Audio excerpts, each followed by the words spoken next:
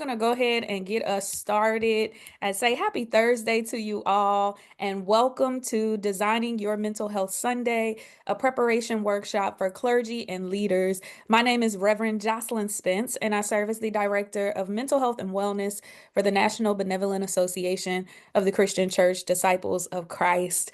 And again, as we are getting started, please do share as you're coming into the room where you're joining us from. And be sure as we're moving through our panelist sharing that you remain on mute until we have a designated time of discussion.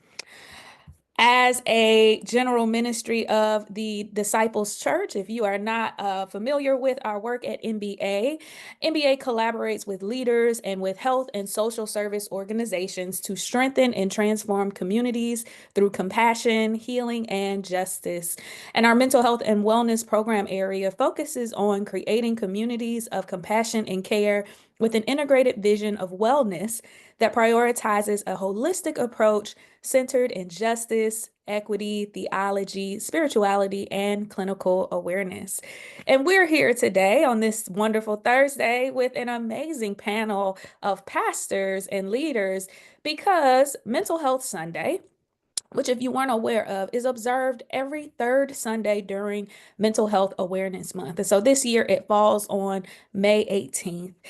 And this Mental Health Sunday, as well as the entire month of May for Mental Health Awareness Month, is a wonderful way to do the work of eradicating mental health stigma and encourage mental health discussions in your congregations or your organizations. And we know that in faith spaces, there is a lot of stigma around mental health. And so today, this interactive workshop will help you to design your congregation or organization's Mental Health Sunday or mental health awareness event. Today, as we're gathered, you will hear from a panel of clergy who have led Mental Health Sundays or other events in their congregations and other faith spaces for Mental Health Awareness Month.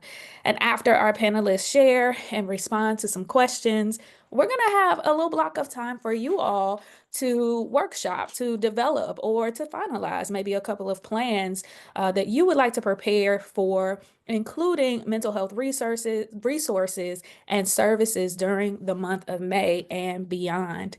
The other thing I want to make a note of here as we get started is that during the webinar, you can follow along via automated transcription using the AI generated captions. And so if you need to tap on that CC button at the bottom of your Zoom screen, you can do so. We will have a question and answer period after the panelists finish sharing, as well as at the end of our time together. But please, as we're moving through this time, feel free to share your comments and your questions throughout our time together in the chat. So let me see, where are folks joining us from?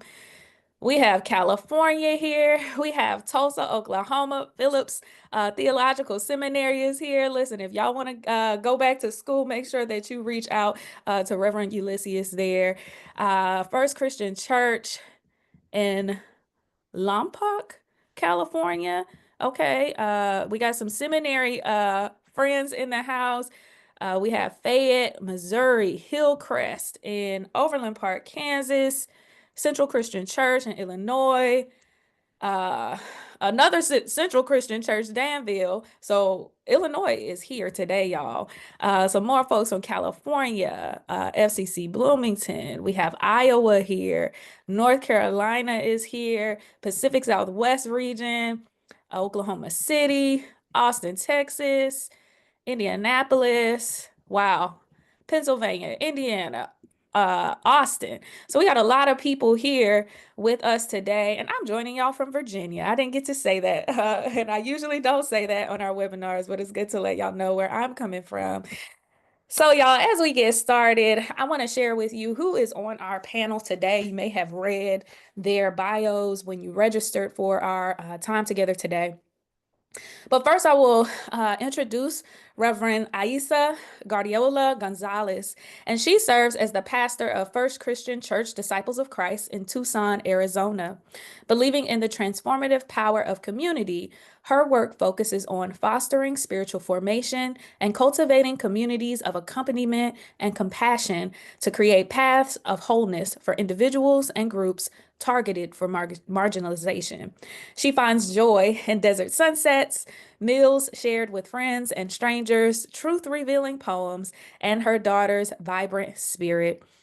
She holds a BS in Child and Family Development from the University of Georgia, a Master of Divinity from Duke University, and a Master's of Social Work from Arizona State University. And I want to shout out that a few years ago, I got to collaborate with her congregation as they had me come and virtually preach during Mental Health Awareness Month. That's awesome. So welcome, Reverend Ailsa. Reverend Judith Guy Thomas is with us today as well. And Reverend Judith is the pastor of Mackinaw Christian Church in Central Illinois. She began her call there in the fall of 2017. She graduated from Eureka College and received her Master's of Divinity from the University of Chicago. Reverend Judith loves to tell stories and helping people deepen their connection to God through the study of scripture, prayer, and community. And in her free time, she enjoys fly fishing with her husband. Welcome, Reverend Judith. Finally, on our panel, we have Reverend Orlando Scott. Reverend Orlando is a practical theologian, pastor, and chaplain dedicated to holistic wellness, prophetic witness, and community-based ministry. Serving as the executive director of SMMC, Besesaka Community Garden, and the lead pastor of AMPLIFY Christian Church in Snellville, Georgia. Reverend Orlando integrates the thought of Dr. Shaniqua Walker Barnes into his work, emphasizing God's mission to restore wholeness in a world fractured by systemic injustice. As the lead chaplain at Northside Hospital Duluth, he engages in spiritual care that reflects Ubuntu's holistic view of healing, honoring the interconnectedness of individuals, families, and communities. Reverend Orlando's work centers on building intentional relational communities that embody justice, equity, and King's vision for the beloved community, where spirituality, communal responsibility, and social transformation are inseparable. And I must say that Reverend Orlando is the one who told me many years ago when I started seminary that I would be a disciple one day. So thank you to Reverend Orlando and welcome everyone. I know we have maybe a few more folks who joined us, so welcome here. If you want to share where you are joining us from, please do so. And I see we have someone here from Portland, Oregon, so welcome. All right, y'all, I'm going to turn it over now to our panelists and invite Reverend Judith to get us started by sharing a bit about who she is, her congregation, and what are some of the things that they have done for Mental Health Awareness Month. Welcome, Reverend Judith. Thank you. It's so good to be with you all this afternoon. So yeah, as been said, I'm Judith Thomas, and I've been at my church in Central Illinois, which is a rural community, for 7.5 years now. We had our first Mental Health Sunday in 2021. So we have now had 4 Sundays where we've really particularly lifted it up and deepened our understanding and have brought awareness to that. And we're starting to plan our 5th Mental Health Sunday. This came about, I don't know how I learned about Mental Health Sunday. I know it's in our calendar, so I'd heard about it in different ways. And I just thought it could be a really meaningful ministry for our community and something that is important, especially in rural places. I think there's still a lot of stigma around mental health and seeking support and resources. So I thought that could be a witness that we could offer to our community. But it was also, so it's something that I brought, but it was also something that I knew that our church would be open and welcomed to, because the church had already shared some culture of vulnerability and sharing about mental health. We have some members who were open about their experiences with depression and anxiety and experiences of grief around suicide and experiences of that. And so just that already opened up that conversation, and knowing that we are trying to create a safe space where we can be our whole selves and be present to one another. So I trusted that this could be an offering that people would be passionate about and would want to take part in. So with that, I gathered, I can't remember how many, but 5 to 6 people who I knew were passionate about this, and also people who have had experiences with mental health low points, and also just family members as well with mental illnesses. And so kind of bringing it together, a community that had shared experiences and could help us navigate a worship service that would be meaningful, that would bring awareness and also bring some healing and some support as a community. So that's how we kind of got started, and we shared some stuff. There's a lot of liturgies. If you just look up mental health Sundays, Google that, and you'll find a plethora of helpful prayers and call to worships and liturgies, so that you don't have to do that work alone on your own. I did find it important to bring in different voices. And so our first 2 years, we had members of our church share. So our first year, we had someone who is neurodivergent and has experienced some situational depression and some anxiety in their life. And they shared a little bit about their journey and help with medicine and help with seeing a therapist, and also their faith journey and how their connection to God and community had been a part of their recovery and a part of their healing process, and a part of their health that continues to this day. So that was the start. And then our second year, we had a member who is a therapist share some resources and talked about our whole being. So talked about our mental, our physical, and our spiritual health, and how those are kind of interconnected and support one another. And she gave us some resources for that. And then the third year, I shared. We had some leaders had gone to a webinar led by Rachel Keefe, who is a pastor and counselor who has experienced suicidal thoughts in her past and some eating disorders, and she has taken up this ministry of the church being a life-saving church is the name of her book. And so we had gone to that webinar together, and there was interest in me sharing a sermon about suicide prevention and kind of raising some of those questions that are dear to our heart, but we don't really have spaces that we can necessarily talk about them a lot. Is suicide a sin? Forgiveness, and also just meaning of life and grief around that, and unspoken grief, and how we can share that together.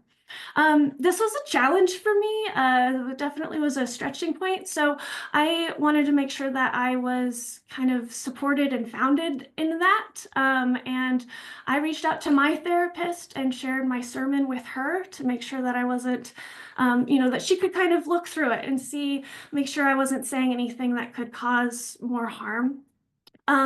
We also had the member who's a therapist present that Sunday, and I shared that you can opt in or opt out of this. Like, this is what we're talking about. It is challenging, but if you need to leave, Erin will be present to you and check in with you and make sure you're not alone. And we also had listed some resources and crisis hotline, and how you could connect with a therapist. So trying to talk about things that are challenging, but do it in a safe way where people feel connected and supported and held in that way. So those were some of my ways of doing that. Last year it was Pentecost Sunday, was Mental Health Sunday, and we decided that that was a great opportunity for us to talk about the Spirit as advocate and helper. And so we had 3 members kind of split our sermon time into 3 different areas, and we talked about advocate and helper and community and reaching out to people and connecting with people. We talked about breath and what we control and what we don't control, and how do we let go of those things we can't control. And so just kind of trying to bring up some small ways, but also bring in some of that theology of the Spirit and being present to the Spirit. And we also talked a little bit about self-care too. So those are kind of our, I don't know, kind of how we've gone, trying to get different voices in, trying to have shared participation and shared resources. We've also tried to have good, meaningful music. And one of the beautiful things that has happened is we have maybe like the second Mental Health Sunday, we shared the blessing song, which I should have looked up who sang that.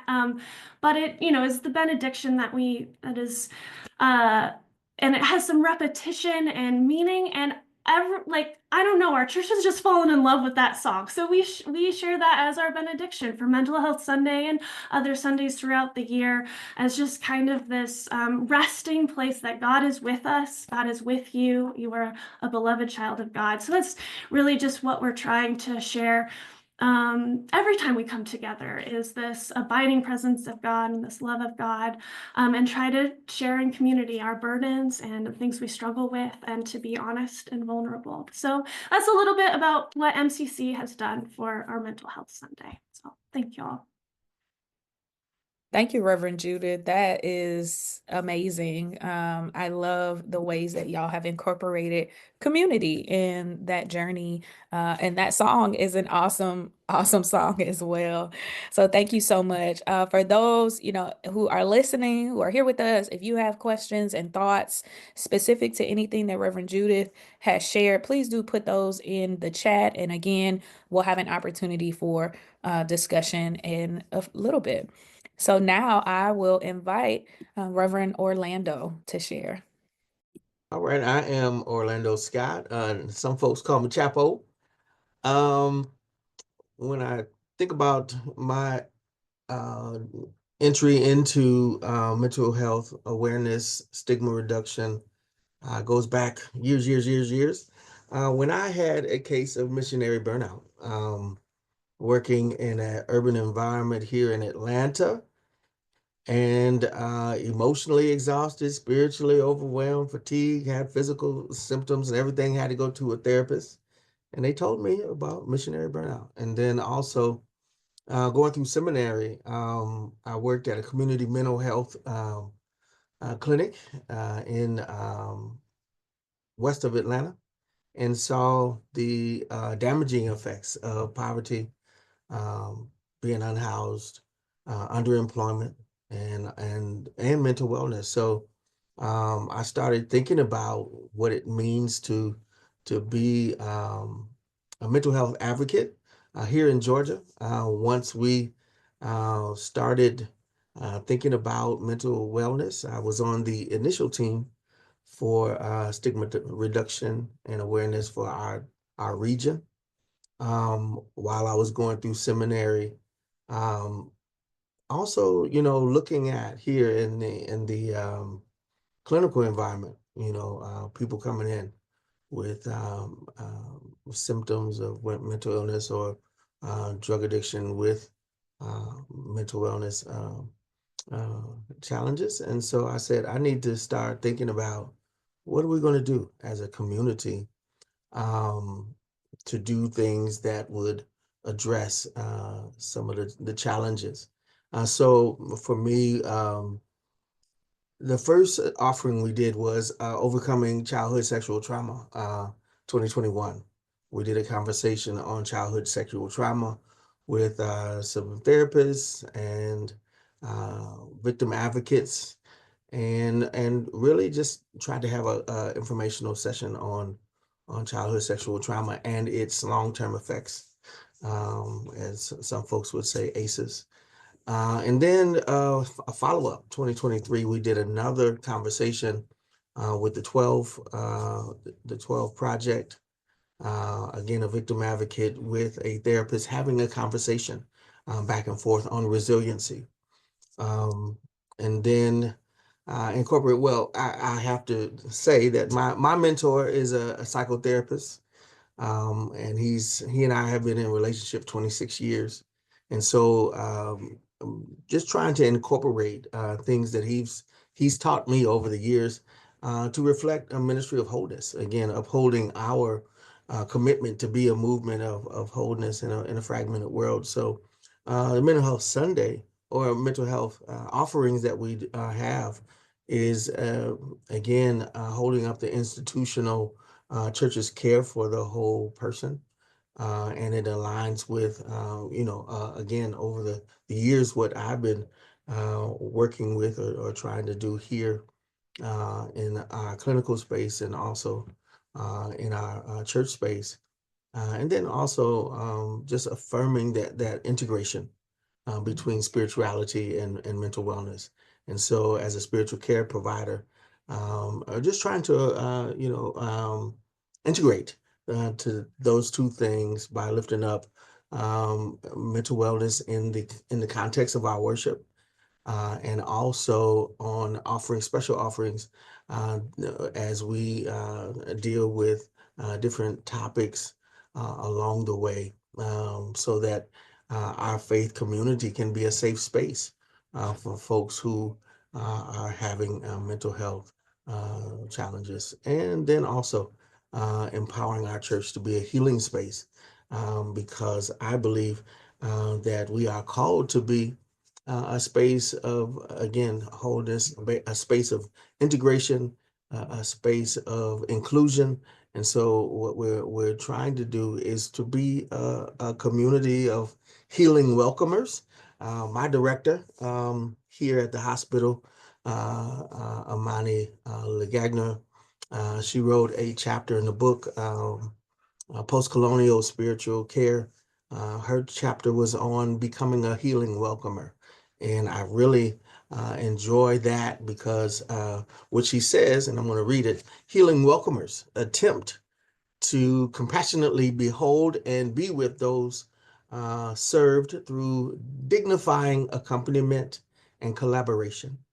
And if care seekers so desire, some healing welcomers encourage restoration, positive reconciliation, comfort, forbearance, hope, mercy, peace, empowerment, liberation, and grace. And so this image deeply resonates with me as a spiritual care provider, that we provide dignity, presence, and a healing space for people to walk into the presence of God and obtain grace along this journey of life.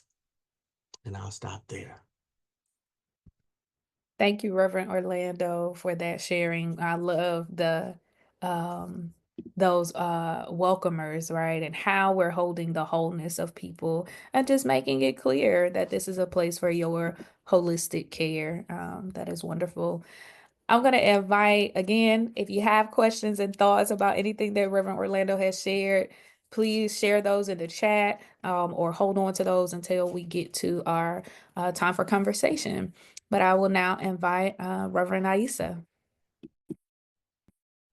Hi, thank you, Joselyn, and thank you for the invitation to be here. It's an honor to be with the other panelists today, and most importantly, to be talking about this topic about mental health and how we approach it as people of faith.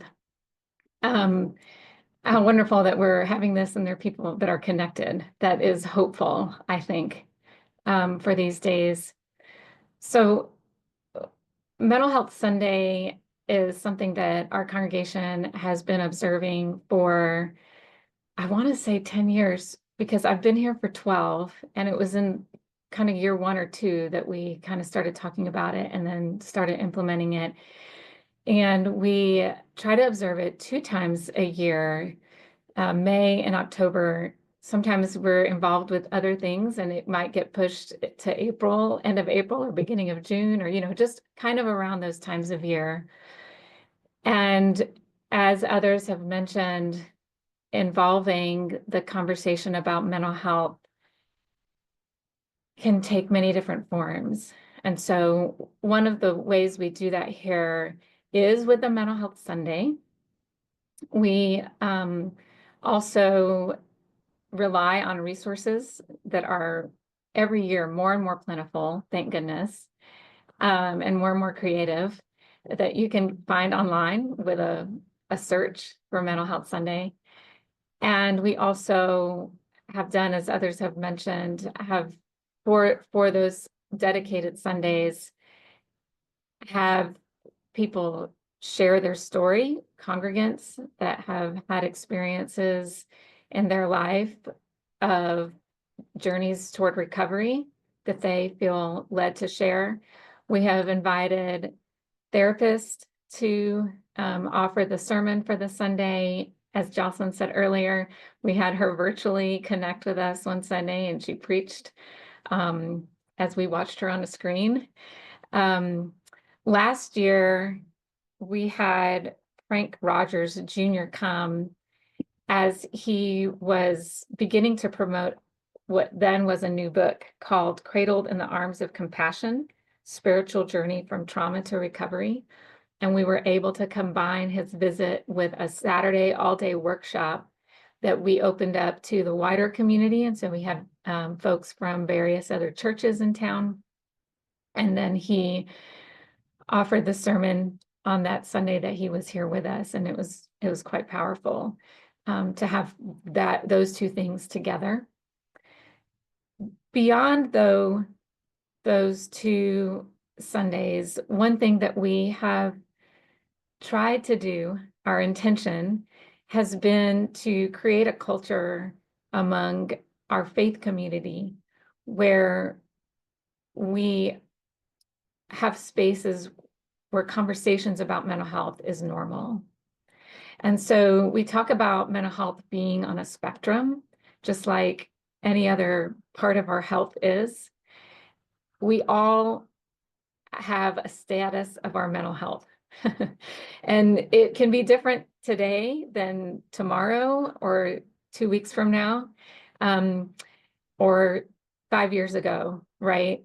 But we're all somewhere on the spectrum of where we lie with our mental health and how we're doing. And normalizing that, I think, is one of the things that I have noticed be quite helpful in this intent to create a culture where we talk about it like it's a part of our normal lives, right? Because we believe it is. So that's one thing. And what we have done over the years, there have been times that we've had a mental health support group that meets regularly. We don't currently have that. It depends on, who we have, who's feeling led and called to lead that or not at the time. But that has been really helpful in the times that we've had it. Also, it's something that we incorporate and worship on a regular basis in our prayers of the people.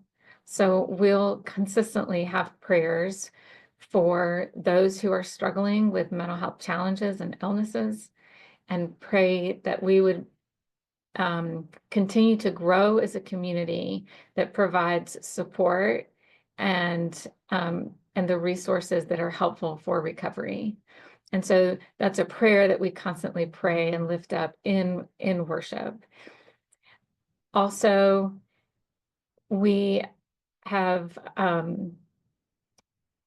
focused times with our elders. So in our elders meetings, we have sometimes a devotional, sometimes focus on spiritual practices, but included within that have been practices that address mental health and have conversation with our elders of how to care for people who might be experiencing mental health challenge that's in more critical state than maybe in other moments. And also if people are experiencing a crisis, like what are the steps that we take? What are the things that need to be done, should be said, specific. I know the topic of suicide was mentioned a bit ago. What do you say to someone, that if you are concerned for someone, you clearly ask them, or have you had thoughts of suicide, right? And just education around how that is a helpful thing and not a harmful thing, because sometimes people are afraid to bring up the topic. So education for our leaders has been something I think that we have seen go a long way in this intent of having mental health be our conversation that is a normal conversation for us.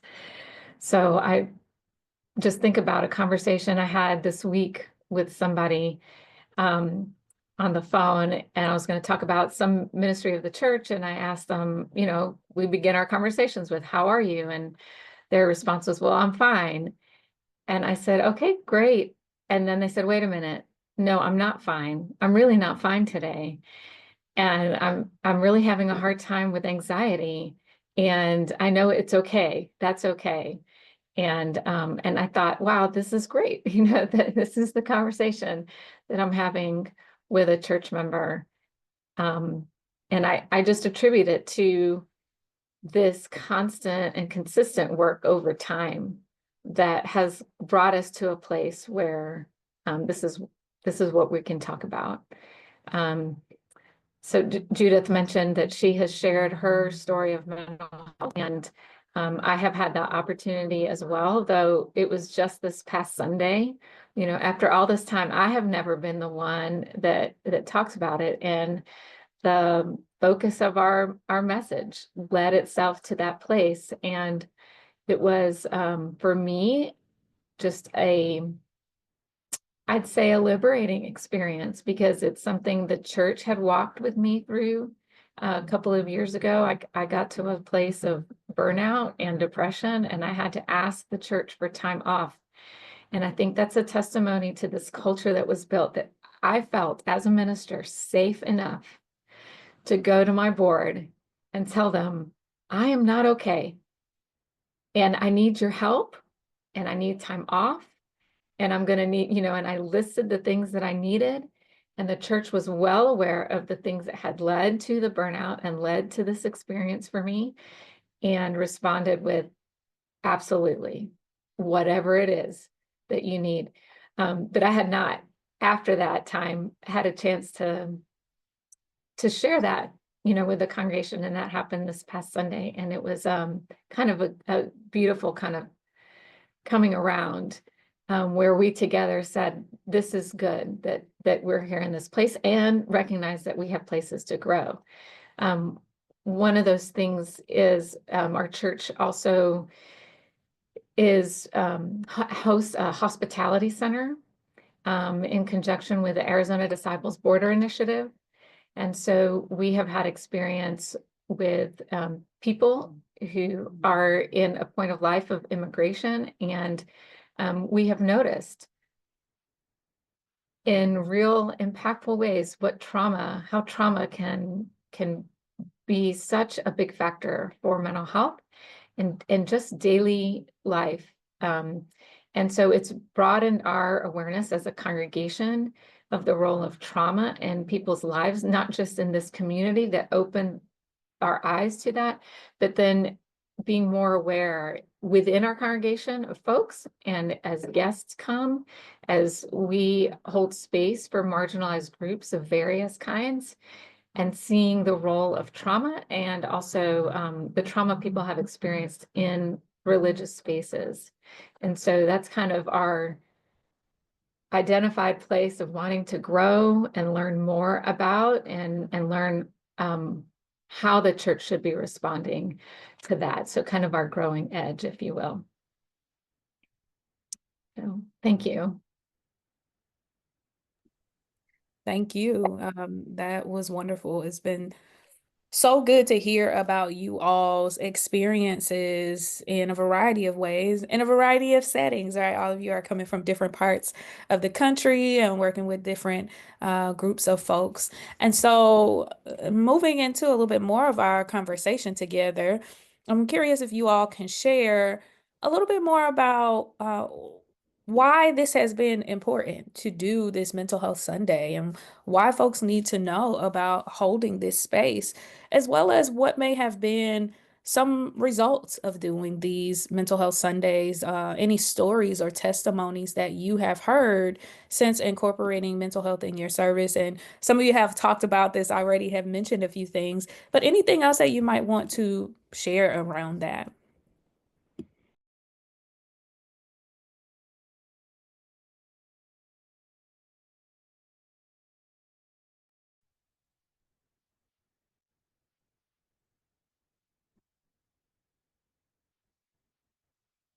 Well, I think just I'm just trying to put together your question, just what has been powerful about it. I think it has been this piece around inviting people to share their story. I just want to highlight that because I think that one of the messages that we want to share, that I hope we all would want to share with people, is that you're not alone, right? You are not alone. This is one of those things in our society, as we've mentioned, that holds such stigma. And for some of us, the communities that we come out of culturally, it is so hush hush. I mean, you don't talk about, and it's so difficult to breach that stigma. That's why just talking about it is so important. But getting to the point where people can share their stories, I think empowers other people to speak and to be able to share, just to begin with, that they're in need. So I wanted to highlight that I've heard from all of us that are panelists. I just saw a comment about the language of Mental Health Sunday, and that's fine. I think you don't have to use that language. I think that the focus on mental health is a piece of a focus that we hope, I would think, all of us, to empower other people to experience flourishing life, right? I believe God wants us to experience life in abundance and fullness, and that's what this is about. So that might be helpful language. I want to jump in right there too, about addressing the stigma.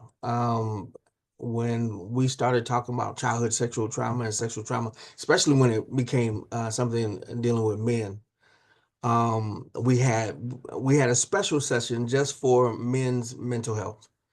And once we got to that space, again, it provided a space for people to be able to express what happened to them, but also a place of stigma reduction. Like my sister said, when we are actively listening to people's struggles and we meet them with compassion and grace, it helps to normalize again the experiences of people, where we have people have been holding situations for a long time, and now are able to express that, and you can see the heaviness come off of them, and then other people are able to share. I had one young man say, I'm glad we had this conversation because I didn't have a space to share this, and I didn't have the courage to tell my mother. And so it helps people to be in a place where they can have not only again a safe space, but to be emotionally well. They don't have to carry that burden anymore. That there's a place that they can be emotionally well, and then also spiritually connected, but then also having therapists in your community to start walking with them on a different type of journey. So, and then for us, offering these services, conversations, We've invited other ministers to come and to be able to tool them also. And so that's one of the things that we wanted to be is a resource for ministries in our area, because again, most ministers don't have that type of training. we don't go to seminary to deal with emotional wellness and trauma and all of the things. So we have to partner with our therapist friends, our community resources, NAMI, and those types of folks, AFSP, so that we can bring these folks in so that they can provide us with the tools to have these difficult conversations. So I wanted to just also tag on my dear sister González about stigma reduction.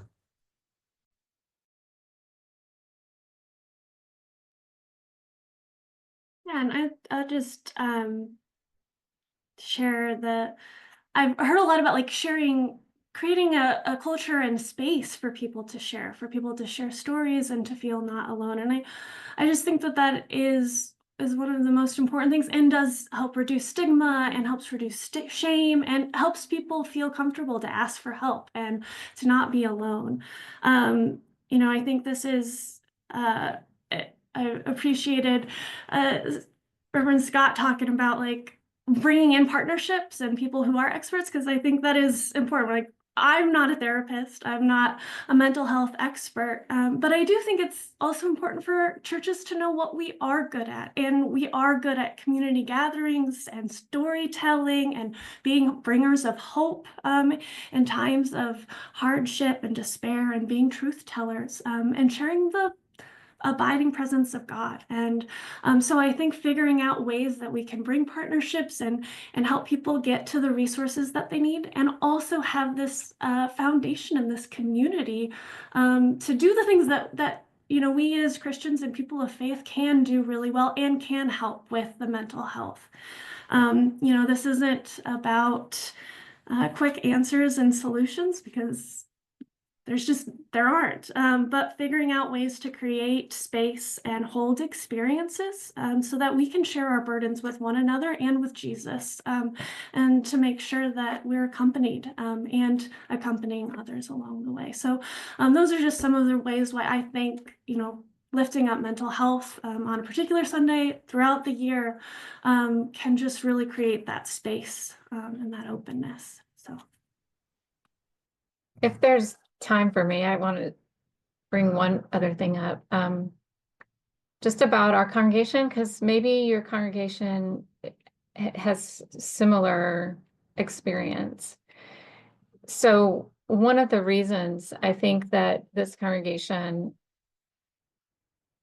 has held on to this focus for mental health and this intent to culturally as a community is that the awareness of the number of people within our congregation that openly struggle with a mental health challenge and illnesses, diagnosed illnesses, that sometimes make it difficult to be in the community, in the space.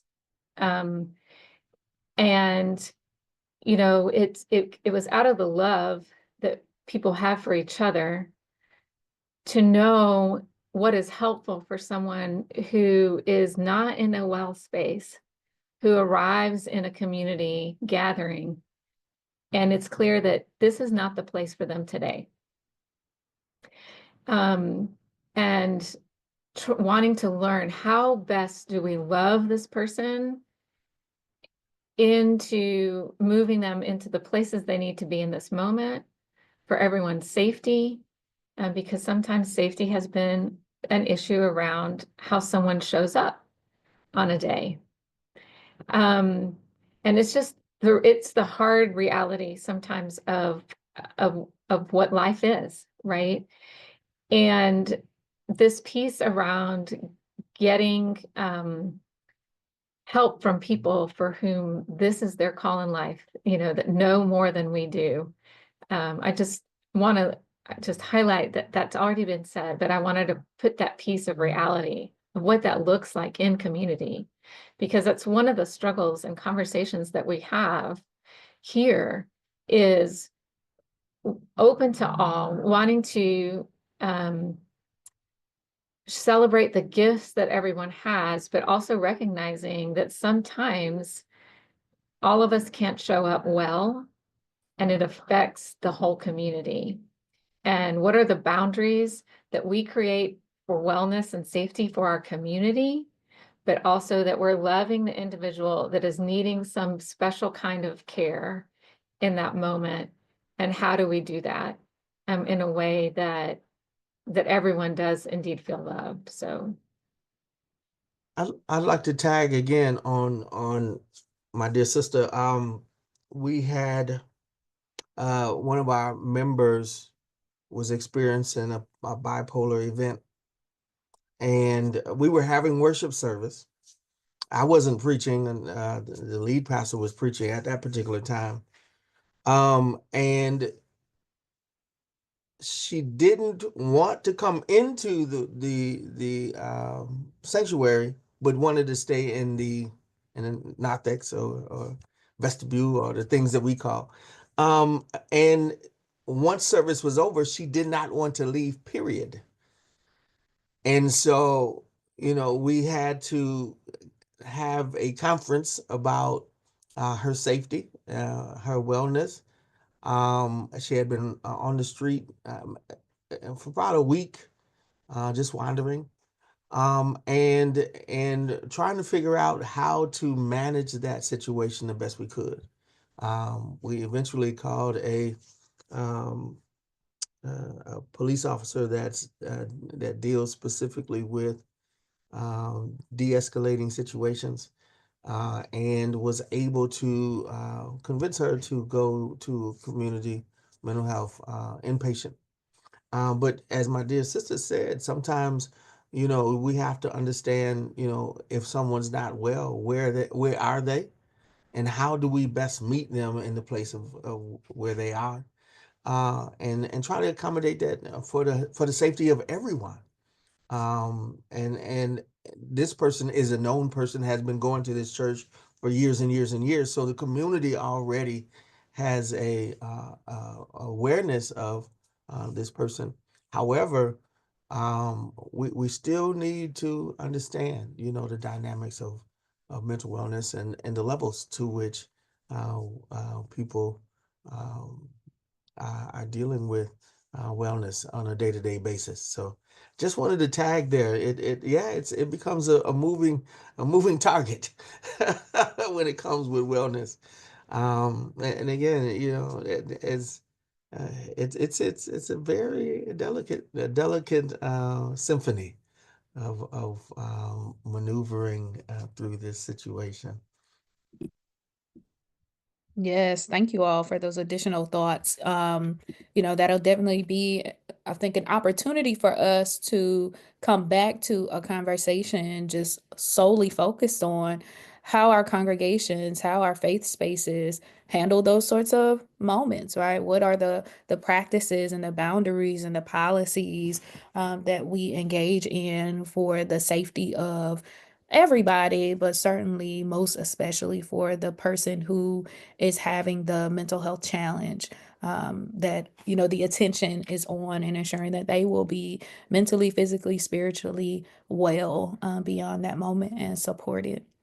So thank you again to our panelists. What we're going to do here is we're going to pause and move for just a few minutes into some smaller groups where if there are some ideas that you have, you will be able to have some space to workshop that amongst the other folks in your group and the speakers. And so we're going to, our tech team is going to lead us into that space. We'll be there for about 7 minutes, just to have a little bit of conversation, and then we'll come back to the full space to come to our closing time.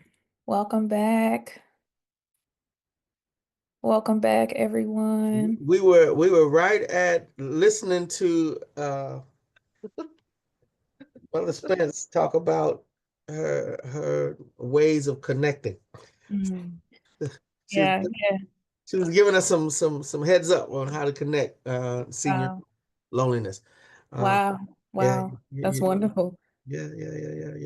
That's wonderful. So, the way that Zoom is, we got our set time and then it ends and kind of cuts us in. But I hope that all of you all's groups were a nice space to begin some conversation. I hope that you came away from that short amount of time that you had to share with each other. You came away with some thoughts to lead you forward. And I do want to note that if there are follow-ups, that you would like to make, please reach out to us so that we can support you in that way as we go forward. I want to note that after the webinar, we will be sending an email to everyone who registered with some resources on that email, and we will check in with our panelists again, that if there are additional questions and conversations, that you may be able to reach out to them as well. But of course, here at NBA, we are a resource for you all. So please do not fail to email me.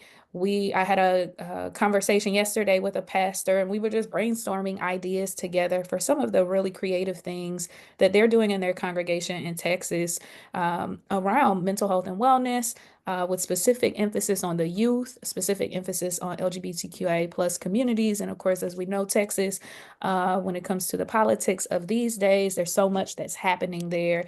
And so, touching in on the needs of your community and being aware of what's happening is just so key. In our chat, we have some email addresses that are going out. So please do copy those down as we go forward. But before we close, I just want to see if there were any additional resources or tools that our panelists would like to share. And then if there's any additional questions, y'all can throw that in the chat here. And then we'll come to our final closing. Anything else from our panelists? I lifted up the book Life Saving Church by Rachel Keefe. So, and it has some good resources about what to do and what not to do and how to talk a little bit about it if that's helpful for suicide prevention. Thank you. And can you put the name of that and the author in the chat?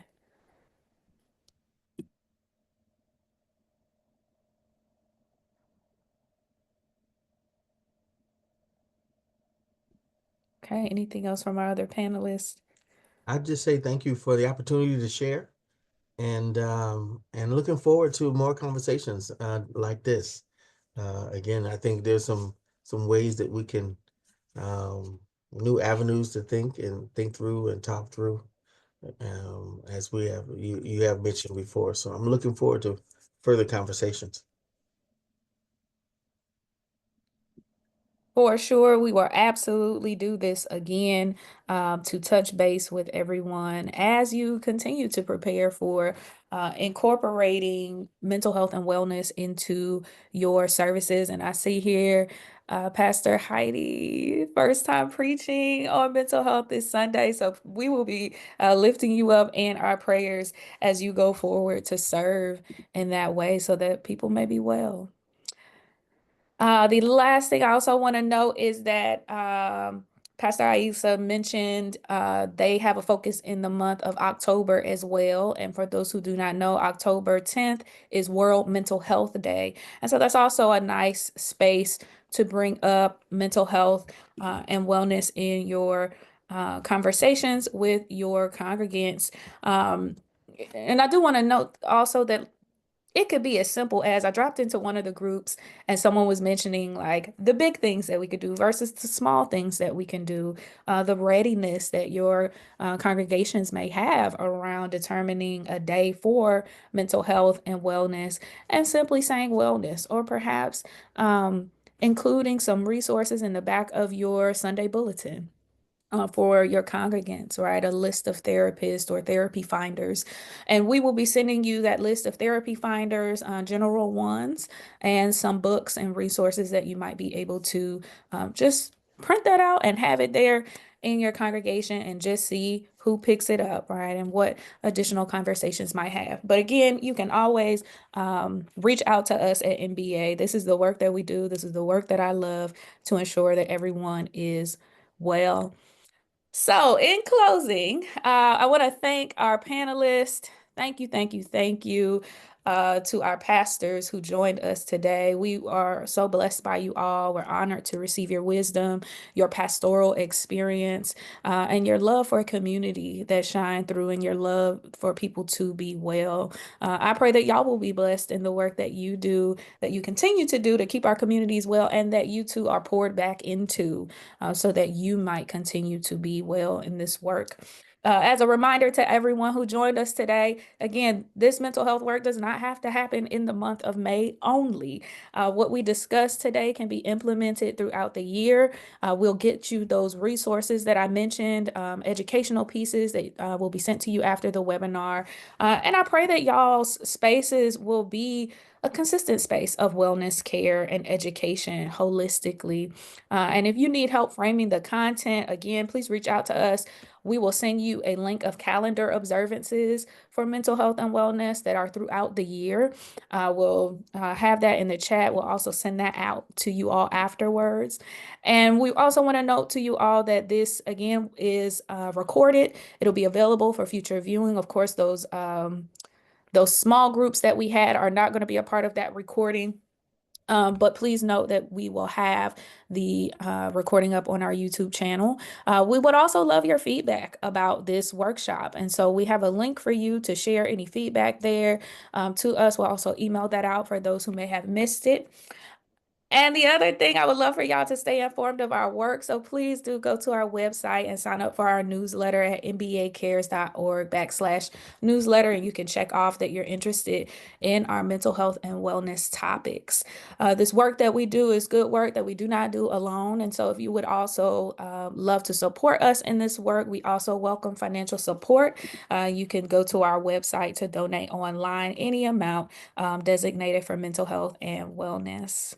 And so now that I've gotten all that out, as we leave this space, a blessing for you. May you be empowered to center mental health and wellness every day. May you be supported by a community, and that your congregations will continue to be a space of sustainable care for all who enter, even those who walk past and see the name of your church. May they feel something about what it is to be well just from being in the midst. May your mind, body, and spirit be replenished each and every day. May you all have a blessed Mental Health Awareness Month. May you remember that God wants you to be well, not just so you can serve, but because God loves you and sees you as good. Grace and peace be with all of you, and we will be in contact soon. Thank you for being here today.